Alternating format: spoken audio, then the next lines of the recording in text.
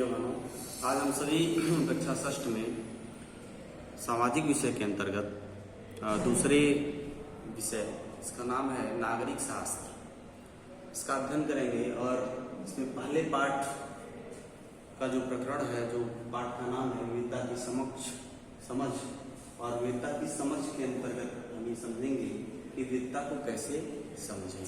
आप सभी जानते हैं कि भारतवर्ष एक विविधताओं वाला देश है और यहाँ की संस्कृति, यहाँ के रहन सहन में विभिन्न प्रकार की विभेद दिखते हैं, लेकिन विभेद दिखने के बाद भी सभी को समेकित किए हुए, सभी को एकजुट बना करके चलने और साथ लेकर चलने की हमको स्थिति उत्पन्न कराती है। आप देखेंगे कि करीब 200 साल पहले जब रेल, हम इसको कैसे समझें कि विविधता को कैसे समझ पाए, तो ये समझने के लिए हमको कुछ पूर्व के समय में जाना होगा कि जब 100-200 साल पहले जब रेल, हवाई जहाज, बस और कार हमारे जीवन का हिस्सा नहीं थे, तब भी लोग संसार के एक भाग से दूसरे भाग में यात्रा करते थे। वे पानी के जहाज में और घोड़ों या ऊंट पर बैठकर जाते थे या फिर पैदल चलते थे। अक्सर ये यात्राएं खेती और बसने के लिए नई जमीन की तलाश में या फिर व्यापार के लिए की जाती थी। चूंकि यात्रा में बहुत समय लगता था, काफी लंबे समय तक यात्रा करने के कारण लोग क्या कहते थे, वहीं पे ठहर जाते थे। इसके अलावा सूखे और अकाल के कारण भी लोग एक जगह से अपना घर बार छोड़ करके दूसरी जगह विस्थापित हो जाते थे। तमाम तरह की समस्याएं थी। उन समस्याओं से निजात पाने के लिए लोग एक जगह से दूसरी जगह भटकते रहते थे। लोग जब नई जगह में बसना शुरू किए या शुरू करते थे, तो उनके रहन सहन में आप देखेंगे कि थोड़ा सा बदलाव आ जाता था। ये बदलाव जैसे भौगोलिक कारणों को लेकर के भी आ जाएगा कि उस क्षेत्र की जलवायु कैसी है, उस क्षेत्र में रहने वाले लोग वहाँ भोजन करने के लिए कौन कौन सी सामग्री उपलब्ध है, इन सभी को देखते हुए उसमें विभिन्न प्रकार की विविधता आ जाती है। तो इन सब चीजों के कारण क्या होती है कि लोगों के रहन सहन या बोलचाल या व्यवहार की प्रकृति में बदलाव आ जाता है, और इस बदलाव को ही हम कहते हैं विविधता। यानी विविध प्रकार की भाषा, बोल, भोजन, धर्म, संगीत इत्यादि के विभेद को ही हम क्या कहते हैं, विविधता कहते हैं। अलग अलग क्षेत्रों का इतिहास देखें तो हमें पता चलेगा कि किस तरह विभिन्न सांस्कृतिक प्रभावों ने वहाँ के जीवन और संस्कृति को आकार देने में योगदान दिया। जैसा कि हम चर्चा की है कि भौगोलिक स्थितियां किस प्रकार से में भी लोग किस प्रकार से सामंजस्य बिठाते हैं। जैसे उदाहरण के लिए आप देख सकते हैं कि समुद्र के पास में जो रहने वाले लोग हैं और पहाड़ी इलाकों में रहने वाले लोगों में बहुत फर्क होता है। न केवल वहां के लोगों के कपड़ों या खान पान की आदतों में फर्क होगा, बल्कि जिस तरह से आप काम करेंगे, जिस तरह का काम करेंगे, वे भी अलग अलग होंगे। शहरों में अक्सर लोग यह भूल जाते हैं कि उनका जीवन उनके भौतिक वातावरण से किस तरह गहराई से जुड़ा हुआ है। ऐसा इसलिए कि शहरों के लोग विरले ही अपनी सब्जी या अनाज उगाते हैं, लेकिन गांव के लोग क्या करते हैं कि लगभग आप मैक्सिमम चीजों में देखेंगे, अधिकांश क्षेत्रों में देखेंगे कि लोग अपनी सब्जी या अपने खाने पीने की जो वस्तुएं हैं स्वतः उसको उत्पन्न करते हैं। तो एक विविधता आती है। क्यों? क्योंकि उनको उस विषय में जानकारी है कि वो कैसे उस चीज को पैदा करेंगे, और भौगोलिक स्थितियों का भी फर्क पड़ता है कि खेती के लिए वहाँ जलवायु है लेकिन यहाँ खेती नहीं कर सकते, वहाँ जमीन है लेकिन यहाँ पे जमीन उपलब्ध नहीं है। वे इन चीजों के लिए बाजार पर ही निर्भर रहते हैं, शहर के जो लोग होते हैं, लेकिन गांव के लोग हमेशा बाजार पर निर्भर नहीं रहते हैं। एक छोटा सा उदाहरण लेते हैं कि भारत के दो भागों को देखें, लद्दाख और केरल के उदाहरण के जरिए हम इस चीज को समझेंगे कि इन क्षेत्रों पर विविधता और उनके ऐतिहासिक तथा भौगोलिक कारक पे क्या असर पड़ा। पहला लेते हैं लद्दाख। एक है लद्दाख और दूसरा केरल। ये इसलिए कि आप जब भूगोल हमने आपको पढ़ाया तो आप देखेंगे कि भूगोल में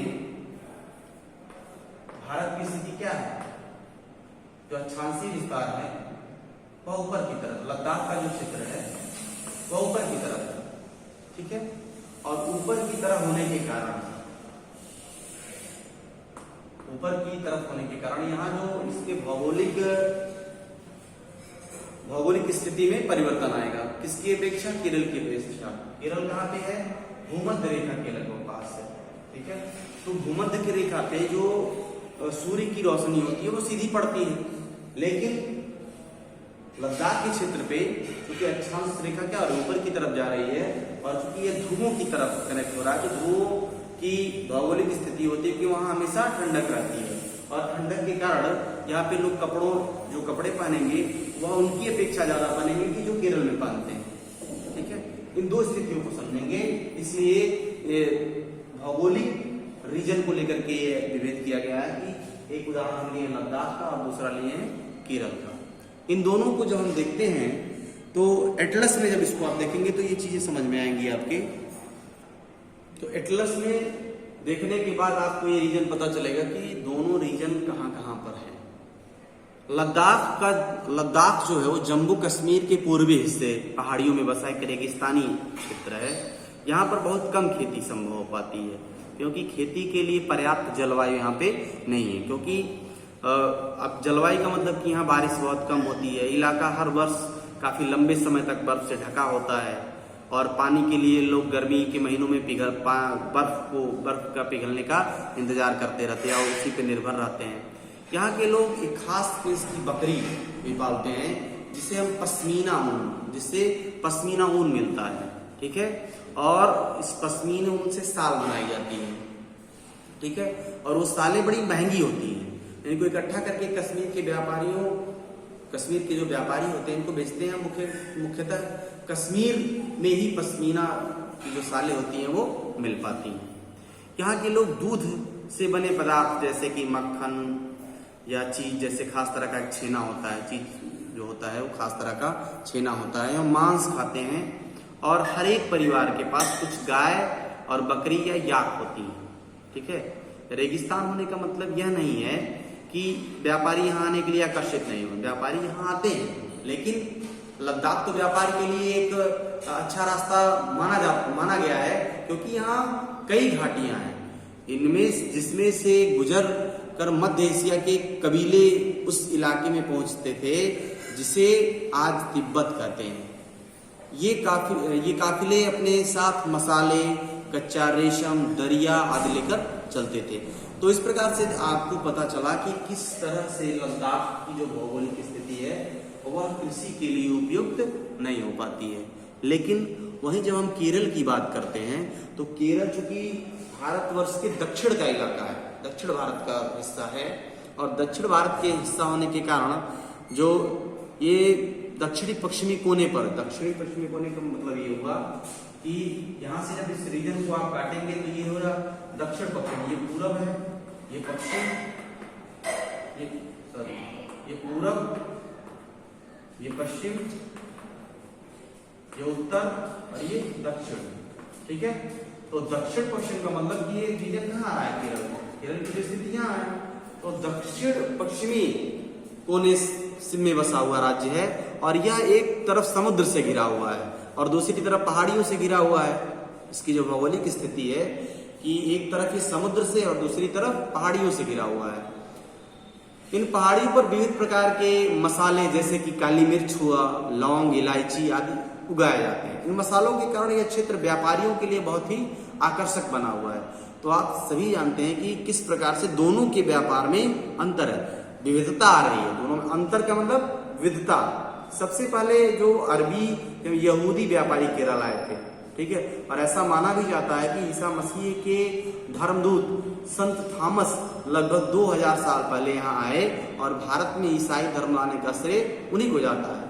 अरब से कई व्यापारी यहाँ आकर बस गए। एक इतिहासकार हैं इब्न बतूता, जो करीब 700 साल पहले यहाँ आए। उन्होंने अपने यात्रा वृत्तांत में उन्होंने किताब लिखी है रिहला, ठीक है, आपकी किताब में नहीं है, उस किताब का नाम है रिहला और वह एक यात्रा वृत्तांत है जिसमें मुसलमानों के जीवन का विवरण देखते हुए लिखा गया है। कि मुसलमान समुदाय की यहाँ बड़ी इज्जत थी। वास्को डी गामा पानी के जहाज से यहाँ पहुंचे तो पुर्तगालियों ने यूरोप से भारत का एक समुद्र का रास्ता जो है जान पाए। इन सभी ऐतिहासिक प्रभाव के कारण केरल के लोग विभिन्न धर्मों का पालन करते हैं।